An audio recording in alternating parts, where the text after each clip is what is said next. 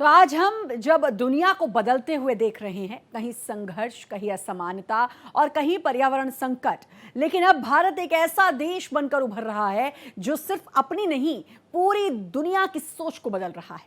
संयुक्त राष्ट्र के अधिकारी शॉम्बी शॉर्प की भारत के लिए की गई तारीफ केवल शब्द नहीं है, यह उस दिशा की पुष्टि है जिस ओर भारत पूरी दुनिया को ले जाना चाहता है, शांति की ओर, समावेशी विकास की ओर और एक ऐसी सोच की ओर जहां पूरी दुनिया एक परिवार हो। भारत अब केवल एक विकासशील देश नहीं, बल्कि एक विचार है जो ये बताता है कि वैश्विक समस्याओं का समाधान सिर्फ तकनीक से नहीं, बल्कि संस्कारों और साझेदारी से भी संभव है। भारत अब आगे बढ़ रहा है, लेकिन अकेला नहीं, बल्कि पूरी दुनिया को साथ लेकर है, क्योंकि यही भारत की आत्मा है कि आगे हम आपको क्या क्या दिखाएंगे, ये भी आपको बताएंगे कि पाकिस्तान के रक्तबीज को यूनुस का सपोर्ट।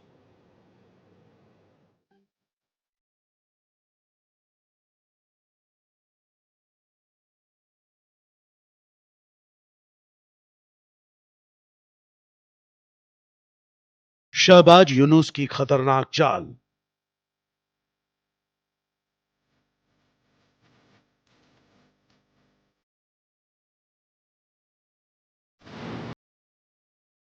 भारत में बड़े दंगे की साजिश।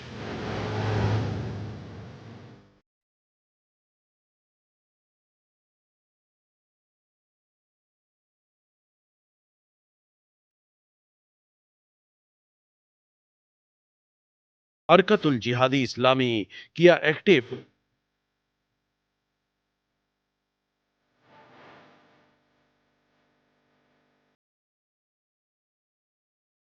बांग्लादेश में फिर पनपने लगा हुजी।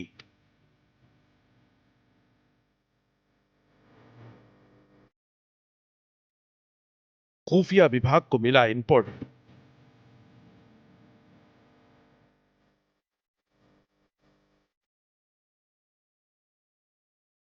बांग्लादेश में शेख हसीना की तख्ता पलट के बाद एक और पाकिस्तान मोहम्मद यूनुस के नेतृत्व वाली सरकार से नजदीकी बढ़ाने की कोशिश कर रहा है, तो वहीं दूसरी ओर बांग्लादेश में सक्रिय हरकतुल जिहादी इस्लामी हुजी एक बार फिर भारत की सीमा पर अपने मॉड्यूल स्थापित करने की कोशिश में है। भारतीय सुरक्षा अधिकारियों को इसके इनपुट मिले हैं। बांग्लादेश में शेख हसीना के शासनकाल में हुजी पर काफी हद तक कंट्रोल रखा गया था, लेकिन उनके सत्ता से जाने के बाद वहां की अंतरिम सरकार में एक बार फिर ये संगठन अपनी गतिविधियों को बढ़ा रहा है। एक हालिया रिपोर्ट के मुताबिक हुजी को जमात इस्लामी के समर्थन से फिर से सक्रिय होने का मौका मिल रहा है, जिससे क्षेत्रीय स्थिरता पर खतरा मंडरा रहा है। रिपोर्ट में खुलासा हुआ है कि हुजी, जो पहले 2000 के दशक में बांग्लादेश में कई आतंकी हमलों के लिए जिम्मेदार रहा था, अब नए सिरे से संगठित हो रहा है।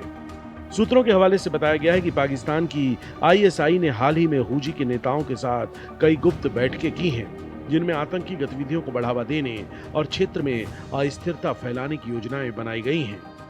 इसके साथ ही जमात इस्लामी का समर्थन हुजी को और मजबूती प्रदान कर रहा है, जो भारत के लिए विशेष रूप से चिंताजनक है। हाल ही में न्यूयॉर्क में बांग्लादेश की अंतरिम सरकार के मुख्य सलाहकार मोहम्मद यूनुस ने पाकिस्तानी प्रधानमंत्री शहबाज शरीफ से मुलाकात की। दोनों नेता न्यूयॉर्क में आयोजित संयुक्त राष्ट्र महासभा में हिस्सा लेने गए थे। वैसे तो इस बैठक का उद्देश्य दोनों देशों के बीच व्यापार बढ़ाना बताया गया है, लेकिन इस बात की आशंका भी जताई जा रही है कि पाकिस्तान और बांग्लादेश की नजदीकियां बढ़ने से पाकिस्तान की खुफिया एजेंसी आईएसआई के लिए बांग्लादेश तक पहुंचना बेहद आसान हो गया। हुजी मूल रूप से पाकिस्तान में स्टेब्लिश्ड हुआ था और इसका मुख्य उद्देश्य आतंकी संगठन लश्कर तैयबा के साथ मिलकर घाटी में हमले कर अशांति फैलाना था। कश्मीर में जैश ए मोहम्मद की तेजी से बढ़ने की कोशिश के बीच आईएसआई ने धीरे धीरे इस संगठन हुजी की गतिविधियों को बांग्लादेश में शिफ्ट कर दिया, जिसका उद्देश्य पश्चिम बंगाल और भारत के पूर्वोत्तर राज्यों को निशाना बनाना था। हुजी पूर्वोत्तर भारत और पश्चिम बंगाल में कई गुट स्थापित करने में कामयाब रहा था, लेकिन पिछले कुछ वर्षों में भारतीय एजेंसियों की कड़ी सुरक्षा और निगरानी के कारण ये संगठन ठंडा पड़ गया था। लेकिन जमात इस्लामी समर्थित मोहम्मद यूनुस को अंतरिम सरकार का कार्यवाहक बनाए जाने के बाद हुजी समेत कई कट्टरपंथी गुट फिर से एक्टिव हो गए हैं। भारतीय खुफिया ब्यूरो के अधिकारियों का कहना है कि पिछले 3 महीनों में आईएसआई और हुजी नेताओं के बीच कम से कम 6 बैठकें हुई हैं। इन सभी का उद्देश्य संगठन की गतिविधियों को रिवाइव यानी पुनर्जीवित करना और भारतीय सीमा के पास गुट इस्टेब्लिश्ड करना है। जमात ने हुजी को सुरक्षा की गारंटी भी दी है। इस प्रक्रिया में हुजी को हथियारों, गोला बारूद और धन मुहैया कराने का भरोसा भी दिया गया है। बांग्लादेश में हुजी के एक बार फिर से एक्टिव होने के पीछे एक वजह अब्दुस सलाम पिंटू की रिहाई भी बताई जा रही है। अब्दुस सलाम पिंटू पूर्व बीएनपी मंत्री है, जो शेख हसीना पर हुए 2004 के ग्रेनेड हमले और कुछ अन्य मामलों में हुजी से जुड़े आरोपों के चलते जेल में था। दिसंबर 2024 में बेहालियों और कोर्ट के फैसले के बाद उसे रिहा कर दिया गया। पिंटू पर आरोप है कि उसने पीओके स्थित शिविरों के माध्यम से हुजी को हथियार, ट्रेनिंग और धन मुहैया कराने में भूमिका निभाई थी। पिंटू अकेला शख्स नहीं है जिसे शेख हसीना की सत्ता से बेदखल होने के बाद यूनुस सरकार ने रिहा किया। उसने सितंबर 2024 में प्रतिबंधित आतंकी समूह अंसारुल्लाह, बांग्ला टीम, एबीटी के सदस्य और आतंकवादी शेख असलम को भी रिहा किया था। भारत के लिहाज से यूनुस सरकार का सबसे महत्वपूर्ण फैसला जमात से प्रतिबंध हटाना था। अत्यधिक कट्टरपंथी और खतरनाक माने जाने वाला ये समूह बांग्लादेश में हुजी जैसे आतंकी समूहों के उदय में मदद कर रहा है। बांग्लादेश की एक प्रतिबंधित इस्लामी आतंकी संस्था है, जिसे कई देशों में आतंकवादी संगठन के तौर पर मान्यता प्राप्त है। इस संगठन का गठन 1990 के दशक में हुआ। इसका उद्देश्य इस्लामी शासन, कट्टरतावादी विचारों का प्रसार और पश्चिम बांग्लादेश, पूर्वोत्तर भारत समेत मुस्लिम क्षेत्रों में सक्रिय होना रहा है। हुजी ने बांग्लादेश और भारत में कई सुरक्षात्मक और आतंकवादी घटनाओं में हिस्सेदारी की है, जैसे ग्रेनेड हमले, आत्मघाती हमले, भर्ती एवं प्रशिक्षण शिविरों का चलन जैसे। ये तथ्य कि ये आईएसआई की सीधी मदद से ऐसा कर रहा है, भारतीय सुरक्षा एजेंसियों के लिए चिंता का विषय है। भारतीय सुरक्षा अधिकारियों का कहना है कि पाकिस्तान और बांग्लादेश में बढ़ती नजदीकी और अब्दुस के खुलेआम बाहर घूमने के कारण एक बार फिर उसके हुजी से जुड़ने की प्रबल आशंका है। वो इस आतंकवादी समूह को अच्छी तरह जानता है और आईएसआई उसका इस्तेमाल उन्हीं गतिविधियों को अंजाम देने के लिए कर सकती है जो उसने अपनी गिरफ्तारी से पहले की थी। भारत, जो बांग्लादेश के साथ 4096 किलोमीटर लंबी सीमा साझा करता है, इस घटनाक्रम को गंभीरता से ले रहा है। सुरक्षा विशेषज्ञों का मानना है कि हुजी की गतिविधियां और आईएसआई का समर्थन भारत के पूर्वोत्तर राज्यों और पश्चिम बंगाल में सुरक्षा के लिए खतरा पैदा कर सकता है। खासकर सीमा पार से आतंकी घुसपैठ और हथियारों की तस्करी की आशंका बढ़ गई है।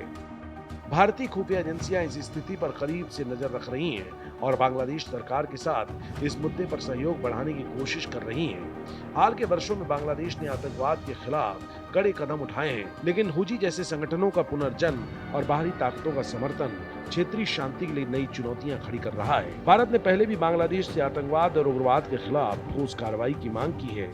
अब इस नए खतरे के मद्देनजर दोनों देशों के बीच खुफिया जानकारी साझा करने और सीमा सुरक्षा को मजबूत करने की जरूरत और बढ़ गई है। Bureau report, Bharat express.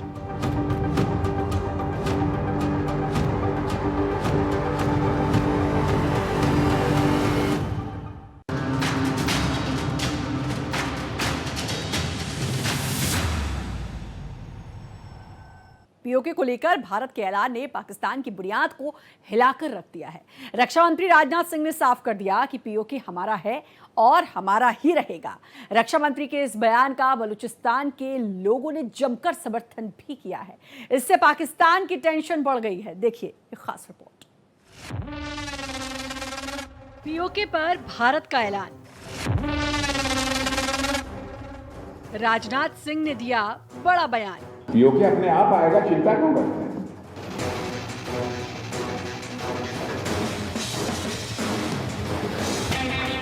Pakistan में मची खलबली।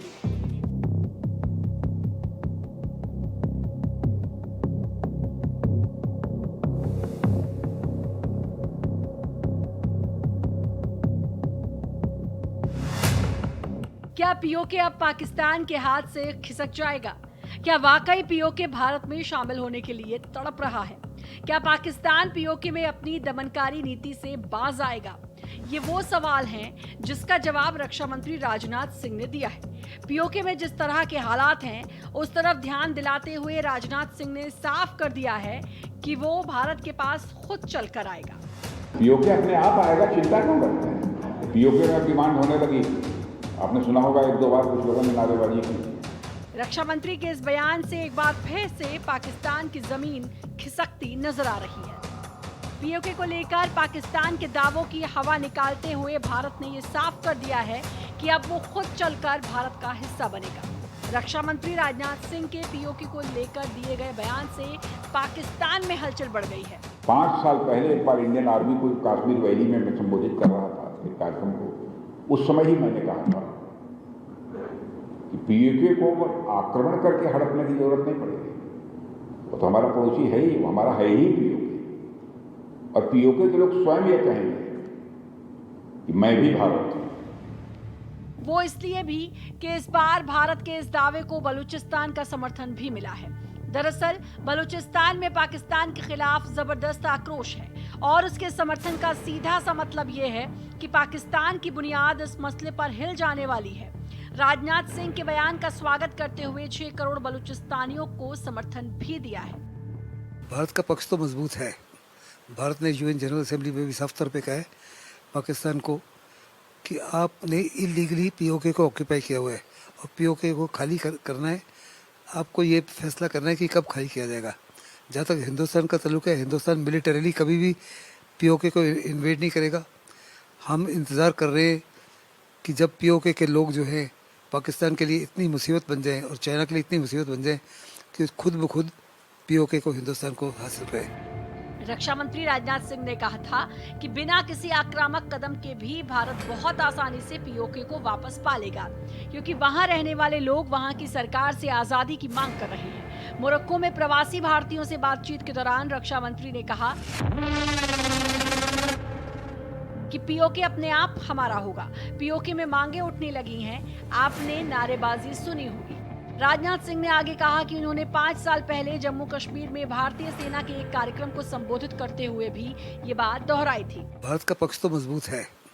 भारत ने यूएन जनरल असेंबली में भी साफ तौर पे कहा है पाकिस्तान को कि आपने इलीगली पीओके को ऑक्यूपाई किया हुआ है और पीओके को खाली करना है। आपको ये फैसला करना है कि कब खाली किया जाएगा। जहाँ तक हिंदुस्तान का ताल्लुक है, हिंदुस्तान मिलिटरीली कभी भी पीओके को इन्वेड नहीं करेगा। हम इंतज़ार कर रहे हैं कि जब पीओके के लोग जो हैं पाकिस्तान के लिए इतनी मुसीबत बन जाएं और चाइना के लिए इतनी मुसीबत बन जाएं कि खुद ब खुद पीओके को हिंदुस्तान को हासिल रहे। रक्षा मंत्री राजनाथ सिंह के बयान ने बलूचिस्तान के नेताओं में जोश भर दिया है, जो लगातार पाकिस्तान से अपनी आजादी के लिए जंग लड़ रहे हैं। रिपब्लिक ऑफ बलूचिस्तान ने बयान जारी करते हुए उनके बयान का समर्थन किया। बलूच नेता मीर यार बलूच ने सोशल मीडिया प्लेटफॉर्म एक्स पर राजनाथ सिंह के बयान का समर्थन करने वाला बयान भी जारी किया, जिसमें लिखा गया है कि बलूचिस्तान गणराज्य भारत के रक्षा मंत्री के बयान की सराहना करता है। इस्लामाबाद की बड़ी टेंशन। पाकिस्तान के हाथ से बलूचिस्तान खिसक चुका है। उसकी दमनकारी नीतियों के चलते बलूचिस्तान विद्रोह की आग में जल रहा है। बलूचिस्तान अपनी आजादी का ऐलान कर चुका है। उसने भारत से भी समर्थन मांगा है, लेकिन भारत ने बलूचिस्तान का कभी समर्थन नहीं किया। इसके बावजूद बलूचिस्तान का भारत को समर्थन देने की बात पाकिस्तान को अब हजम नहीं हो रही है। पाकिस्तान की टेंशन इसलिए भी बढ़ी है कि अगर पीओके के नाम पर बलूचिस्तान विद्रोहियों का तेवर बदलता है तो उसे संभालना उसके लिए मुश्किल हो जाएगा। रिपब्लिक ऑफ बलूचिस्तान लगातार पाकिस्तान से आजादी हासिल करने के लिए जंग लड़ रहा है। इसने कई बार सार्वजनिक तौर पर भारत से मदद मांगी है, लेकिन भारत ने सार्वजनिक तौर पर बलूचों की कभी भी मदद नहीं की है। बलूच नेताओं की तरफ से जारी बयान में कहा गया है कि बलूच पीओके पर भारत के साथ है, ये पाकिस्तान के लिए खतरे की घंटी है। जहाँ तक बीएलए का ताल्लुक है, बलूचिस का हिंदुस्तान के पक्ष में बातचीत करना साफ तौर पे दर्शाता है कि वो साफ तौर पे चाहते हैं कि हिंदुस्तान भी बीएलए को एक किस्म से मान्यता दे। बलूचिस्तान साफ तौर पे कह रहा है कि हिंदुस्तान अभी समय आ गया है कि हिंदुस्तान उनको बलूचिस्तान की एम्बेसी को हिंदुस्तान में खोलने के लिए और हिंदुस्तान खुले तौर पे उनकी मदद करे, जैसे कि हमने बांग्लादेश की थी। और इसी के साथ फिलहाल इस बुलेटिन में इतना ही, लेकिन बाकी खबरों के लिए लगातार बने रहिए भारत एक्सप्रेस के साथ।